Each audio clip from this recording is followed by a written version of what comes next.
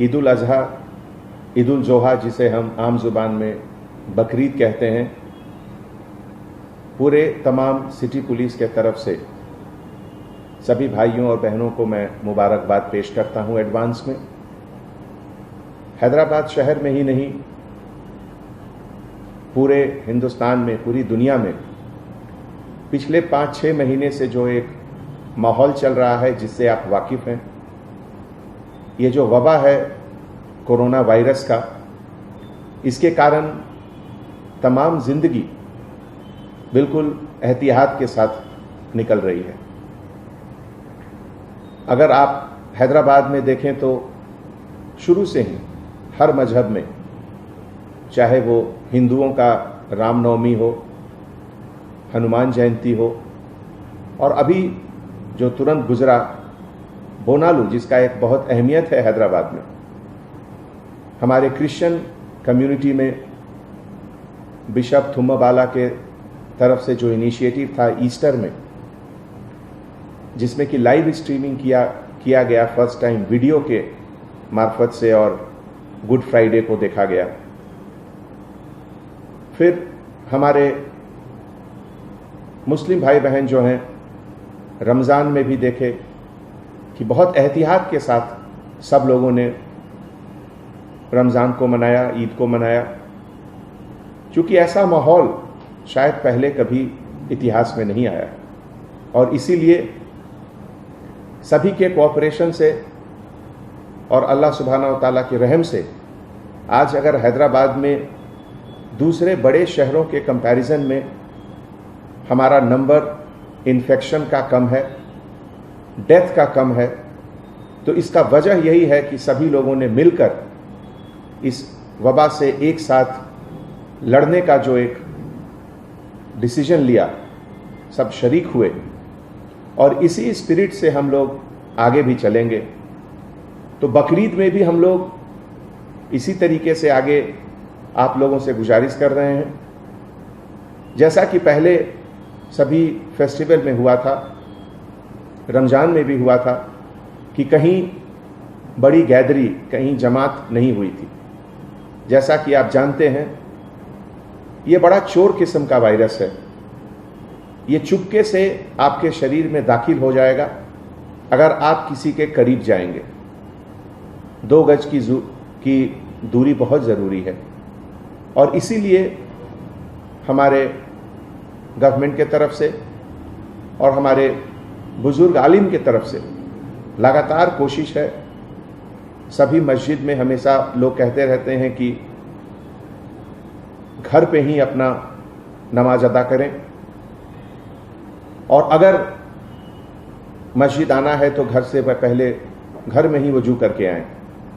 तो इन सब बातों का एहतियात हैदराबाद में हम लोग सब पिछले 5 महीनों से करते आ रहे हैं, और अभी बकरीद में भी मुझे यकीनन पूरा भरोसा है कि हम लोग सब मिलकर सबसे पहले, जिसको कहते हैं आज हम लोग सेफ बकरीद, सेफ ईद का एक नारा देंगे।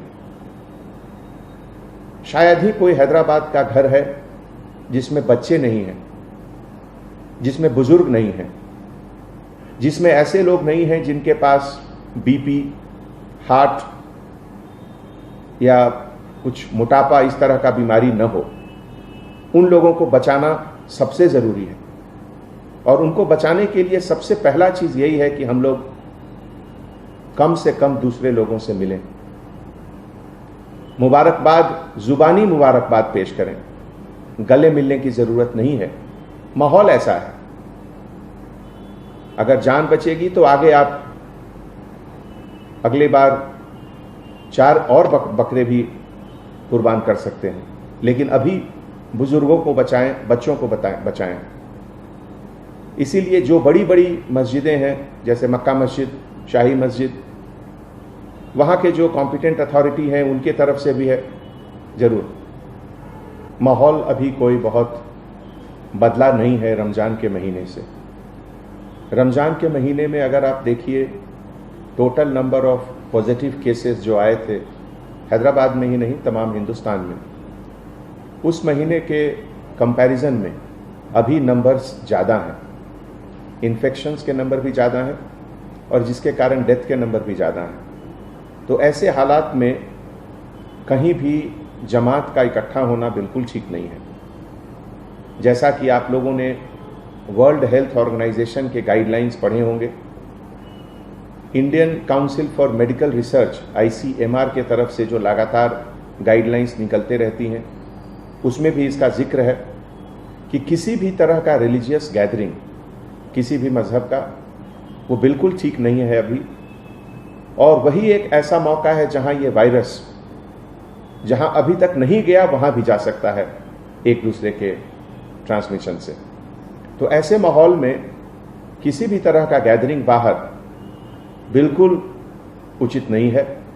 और मैं आप सबों से हाथ जोड़कर गुजारिश करता हूं कि आज की तारीख में अगर सबसे ज़रूरी चीज़ कुछ है तो आपका जिंदगी, आपका जीवन, आप स्वस्थ रहें, आप हेल्दी रहें, इससे ज़्यादा ज़रूरी कोई चीज़ नहीं है।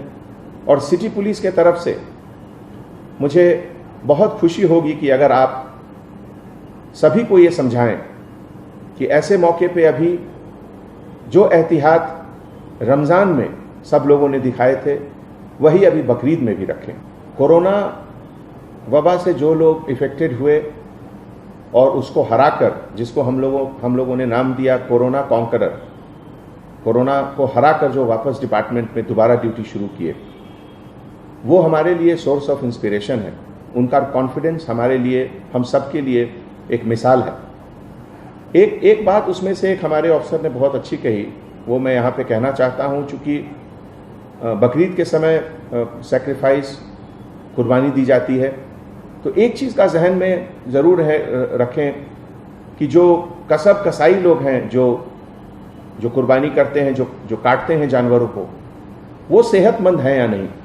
उनका सेहत बहुत ज़रूरी है। अगर वो खुद सेहतमंद नहीं है तो वहाँ से भी ये वबा दूसरे जगह फैलने की गुंजाइश रहती है।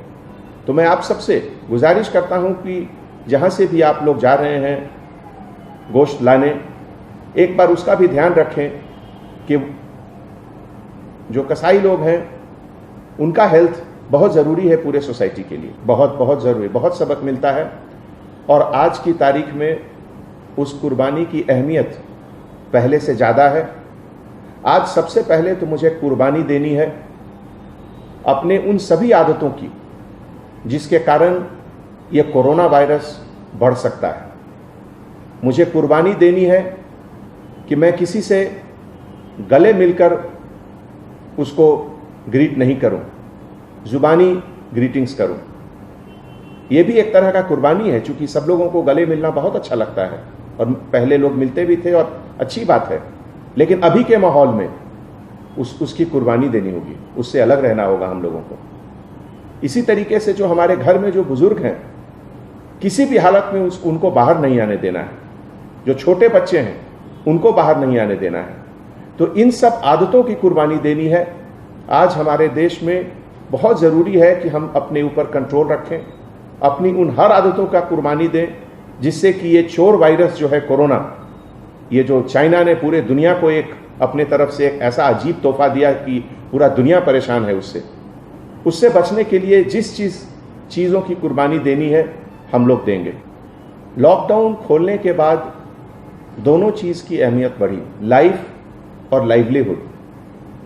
लाइफ को भी बचाना है और लाइवलीहुड को भी बचाना है। खास करके जो हमारे गरीब लोग हैं, जो सुबह से शाम को मेहनत करके रात का खाना खाते हैं, अगर उनकी रोज़गार हम लोग बंद कर देंगे तो ये बहुत बड़ा गुनाह होगा।